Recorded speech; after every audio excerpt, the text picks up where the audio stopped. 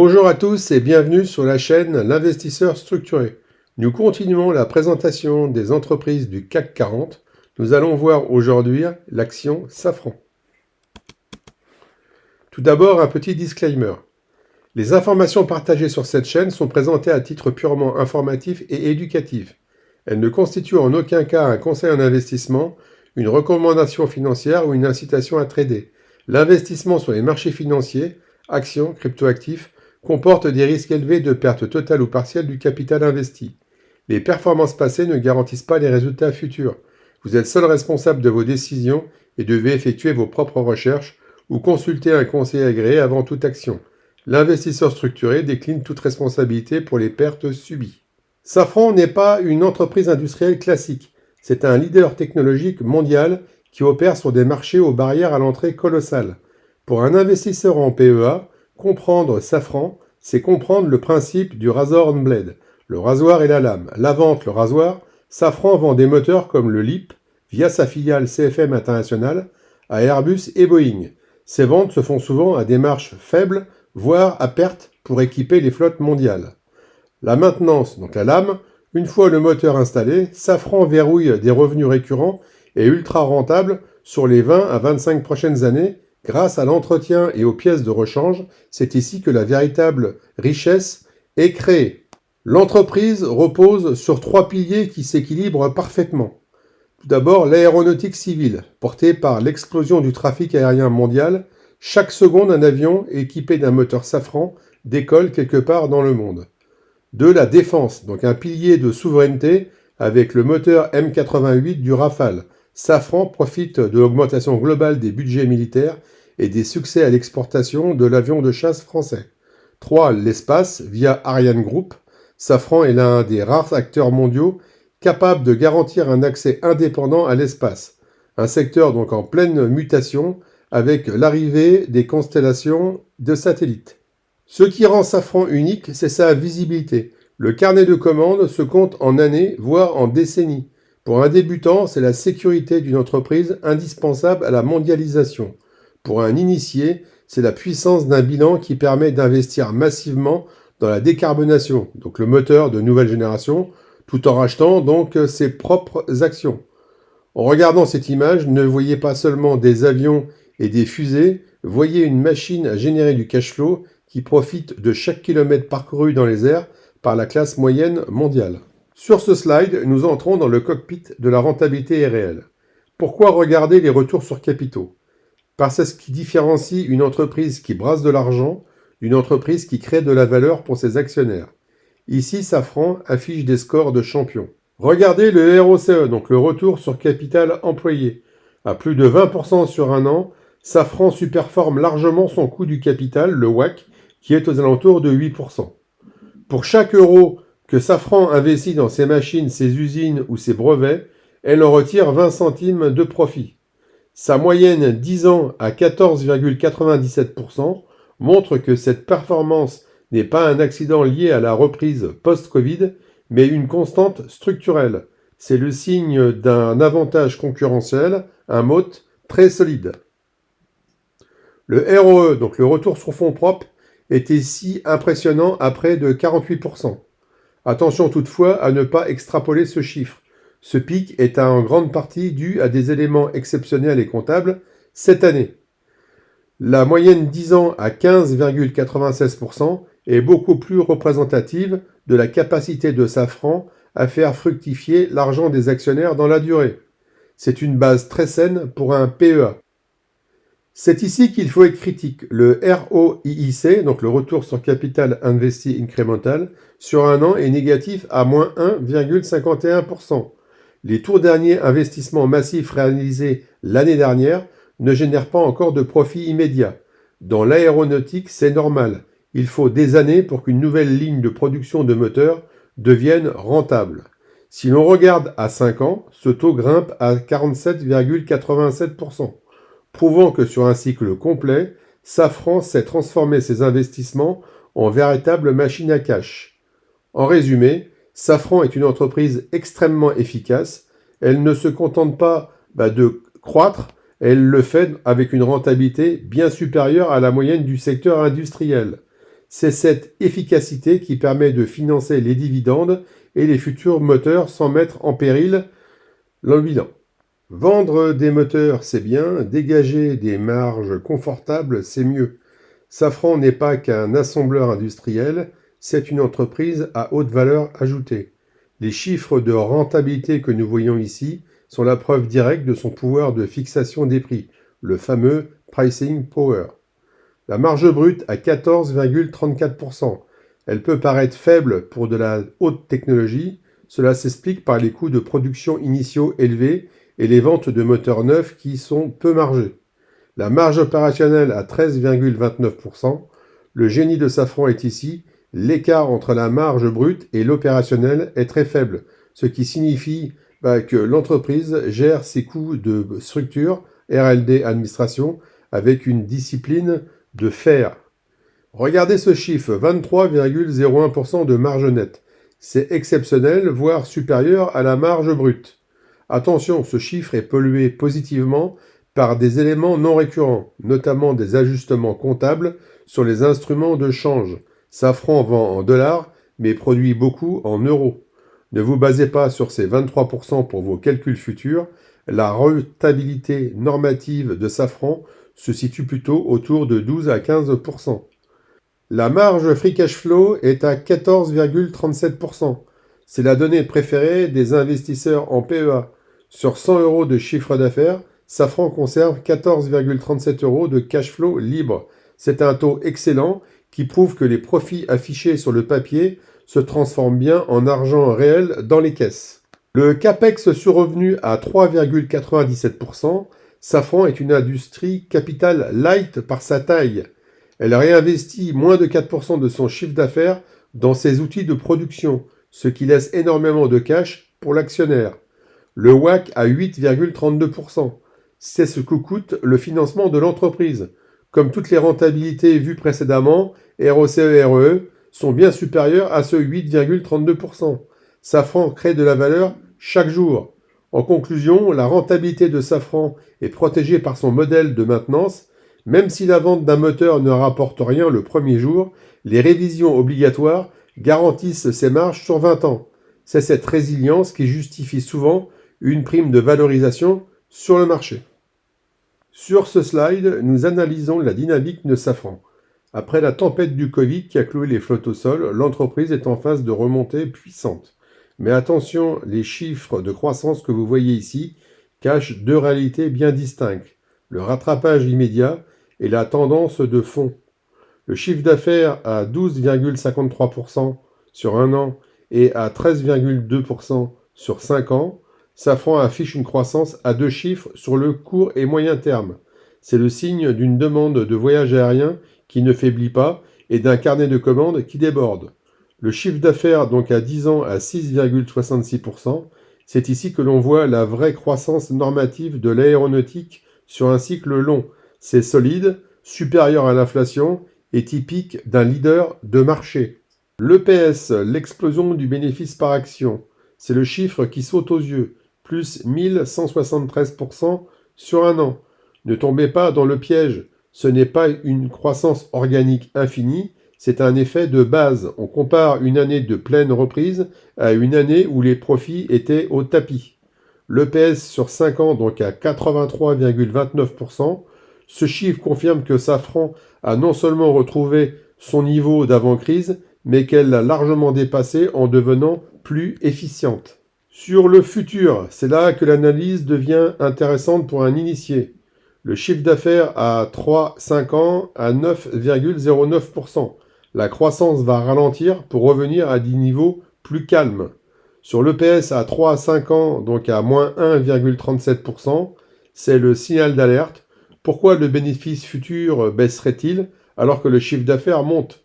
La raison est simple, Safran investit massivement dans le développement du moteur RISE, le successeur du LEAP, et subit l'inflation des coûts de production. C'est une phase de transition technologique qui pèse temporairement sur les bénéfices. Sur la prédictibilité, on a un business de certitude. Donc avec une prédictibilité proche de 50%, Safran offre une visibilité correcte, mais pas totale. Le secteur dépend des chaînes d'approvisionnement, donc la supply chain, qui sont actuellement sous tension. Si Airbus ou Boeing ne peuvent pas livrer leur avion à cause d'un manque de pièces, Safran ne peut pas livrer ses moteurs. En conclusion, la croissance de Safran est réelle et impressionnante, mais elle entre dans une phase de maturité. Pour l'investisseur PEA, l'enjeu n'est plus l'explosion du cours en bourse, mais la capacité de l'entreprise à transformer cette croissance en dividendes pérennes malgré les lourds investissements futurs. On dit souvent en finance que le profit est une opinion, mais le cash est une réalité. Après avoir vu les marges, nous allons voir ce qui finit réellement dans la caisse. Pour Safran, le flux de trésorerie n'est pas juste un chiffre, c'est le carburant qui permet de financer les moteurs de demain sans demander un centime aux banques. L'operating cash flow à 20,87% représente l'argent généré par l'activité de base, la vente et l'entretien des moteurs. Avec une croissance de 20,87% sur un an et plus de 25% sur 5 ans, Safran prouve que son activité est une véritable pompe à cash. Cela signifie que plus l'aviation vole, plus Safran encaisse de l'argent frais de manière quasi automatique grâce au contrat de service. Le free cash flow, donc le trésor de guerre, c'est le chiffre le plus impressionnant du slide. Un free cash flow à 21,52% sur un an et une moyenne exceptionnelle de 27,3% sur 5 ans. Pourquoi c'est énorme ? Le free cash flow, c'est ce qu'il reste une fois que Safran a payé ses salaires, ses impôts et surtout ses investissements en usine, donc les CAPEX. Conserver plus d'un quart de sa croissance en cash pur sur 5 ans est une performance rare dans l'industrie lourde. C'est ce qui sécurise votre PEA. La tendance long terme, si l'on regarde la moyenne 10 ans du free cash flow à 8,33%, on remarque un écart massif avec les chiffres récents. L'explication, sur la décennie passée, ça a été marqué par le développement coûteux du moteur LEAP. Aujourd'hui, Safran donc récolte les fruits de ses efforts. Nous sommes dans la phase récolte du cycle. Un point de vigilance, ce taux de 27% est historiquement haut et pourrait se normaliser légèrement quand Safran devra financer la prochaine génération de moteurs, donc le projet RISE, vers 2030. Avec une telle génération de liquidités, Safran a les mains libres. Elle peut, s'autofinancer grâce à sa R&D, elle reste un leader technologique, racheter ses propres actions, donc augmenter la part de chaque actionnaire, et verser un dividende, donc croissant et sécurisé. Donc en résumé, la santé financière de Safran est insolente.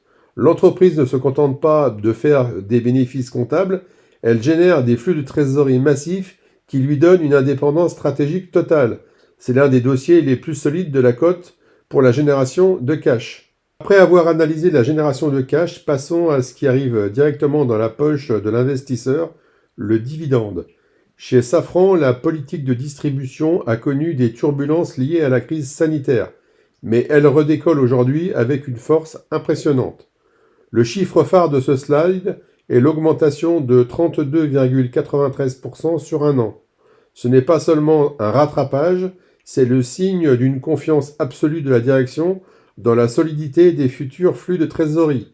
Safran veut marquer le coup et montrer qu'elle redevient une valeur de rendement de premier plan. L'explication du 0% sur 5 ans. Pour un débutant, cela peut être effrayant, mais pour un initié, on sait que c'est la trace indélébile du Covid-19. Safran a dû suspendre son dividende pour protéger sa trésorerie et respecter les conditions des aides d'État. La moyenne 10 ans de 8,89% est beaucoup plus révélatrice de la tendance de fond. C'est une entreprise qui, en temps normal, fait croître sa distribution plus vite que l'inflation. Sur la sécurité du payout ratio, c'est ici que l'on voit la prudence de la gestion à la française. Safran ne reverse que 16,94% de ses bénéfices, c'est un taux extrêmement bas. Cela signifie que le dividende est blindé. Même si les bénéfices devaient baisser légèrement l'année prochaine, Safran a une marge de manœuvre immense pour maintenir, voire augmenter le dividende. À long terme, sur 10 ans, le ratio moyen est de 43,95%. ce qui laisse une marge de progression fantastique pour les années à venir. Avec 4 années consécutives d'augmentation depuis la reprise, Safran entame une nouvelle série. L'objectif est clair, redevenir une valeur incontournable pour les stratégies de dividend growth, donc la croissance du dividende au sein du PEA. En conclusion, le dividende de Safran n'est pas le plus élevé du CAC 40 en termes de rendement pur, mais c'est l'un des plus sécurisés et des plus prometteurs en termes de croissance. C'est le dividende typique d'une entreprise qui a fini de payer ses dettes de croissance et commence à partager son trésor. Après la performance et la croissance, il faut s'assurer que les fondations soient solides. Dans le secteur aéronautique, qui est cyclique et gourmand en capitaux, la santé financière est votre assurance vie. Et comme vous allez le voir, Safran ne se contente pas d'être en bonne santé, elle est littéralement une forteresse financière. Le ratio dette-EBITDA à moins 0,15%. Donc c'est le chiffre le plus impressionnant du slide. Donc avoir un ratio négatif signifie que Safran a plus de cash en banque qu'elle n'a de dette financière. Pourquoi c'est rare? La plupart des groupes industriels sont endettés pour financer leurs usines. Safran, elle, s'autofinance. C'est un luxe absolu qui lui permet de traverser n'importe quelle crise sans trembler. La couverture des intérêts à 35,12. Safran gagne 35 fois plus d'argent qu'elle n'en dépense pour payer les intérêts de sa dette. Pour vous donner une idée, un ratio au-dessus de 5 est déjà jugé très sain. Ici, nous sommes dans l'ultra-sécurité. Les scores de solvabilité. Nous utilisons ici 2 outils de pro pour juger de la solidité. Donc l'Adman Z-Score donc à 3,08, ce score mesure le risque de faillite. Au-dessus de 3, l'entreprise est en zone verte. Le risque de défaut est quasiment nul. Le Piotrowski Score de 6 sur 9, ce score évalue la force financière globale. 6 est un beau score pour un groupe cyclique en phase d'investissement. Cela montre que l'entreprise s'améliore sur presque tous les plans, marge, liquidité et levier. Sur la politique de rachat d'actions, donc regardez le chiffre des actions en circulation. Safran a réduit le nombre de ses actions de 2% en 3 ans. Pourquoi c'est important? C'est une forme de dividende déguisé. En détruisant des actions, Safran augmente mécaniquement la part du gâteau et de bénéfices qui revient à chaque actionnaire restant. C'est une preuve supplémentaire de l'excès de cash de l'entreprise. On termine par la cerise sur le gâteau avec le payout ratio. Le taux de distribution actuel est très faible, 17%. Cela confirme que le dividende est extrêmement bien couvert, même si le secteur devait stagner pendant 10 ans. Safran pourrait continuer à vous payer sans aucun stress financier. En conclusion, le bilan de Safran est propre, pas de dette cachée, un goodwill maîtrisé à 9,34% qui montre que l'entreprise n'a pas surpayé ses acquisitions et un trésor de guerre prêt à être utilisé. Pour un investisseur PEA, c'est le profil dormir sur ses 2 oreilles par excellence. Nous avons décortiqué les chiffres de la rentabilité au flux de trésorerie. Il est temps maintenant de prendre de la hauteur. Safran est-elle l'action idéale pour votre PEA? Comme tout investissement, elle présente un profil nuancé qu'il faut comprendre avant de cliquer sur achat. Les points forts, on a la souveraineté. Donc Safran n'est pas une valeur civile, c'est un acteur stratégique pour la France et l'Europe. Le succès du Rafale assure des revenus réguliers sur le segment militaire. On a la visibilité du cash flow. Grâce à son modèle de maintenance, Safran sait aujourd'hui ce qu'elle gagnera dans 10 ans. C'est une prédictibilité qui plaît tant au marché. On a un monopole de moteurs monocouloirs. Avec le moteur LEAP, Safran équipe les best-sellers de l'aviation. C'est une barrière à l'entrée quasi infranchissable. Et enfin, on a un bilan qui est ultra sain. Une dette nette négative est un luxe rare. Safran ne subit pas la hausse des taux d'intérêt, elle en profite. Sur les points faibles, on a une cyclicité sectorielle. L'aéronautique reste sensible aux chocs économiques mondiaux. Si le trafic aérien baisse, les revenus de maintenance ralentissent. On a la tension sur la supply chain, c'est le point noir actuel. Les difficultés de livraison de pièces freinent la cadence de production et peuvent peser sur la croissance à court terme. On a une valorisation qui est élevée, la qualité se paie cher, Safran se paye souvent avec une prime par rapport au reste du secteur industriel. Et enfin, on a un risque géopolitique. Les exportations de défense sont soumises aux autorisations gouvernementales, ce qui peut créer une incertitude sur certains contrats majeurs. Ma conclusion est claire, Safran est une valeur de croissance structurelle. Elle répond à des critères de faible risque financier et de haute croissance historique. Pour le débutant, c'est une excellente porte d'entrée pour comprendre la puissance d'un modèle économique récurrent.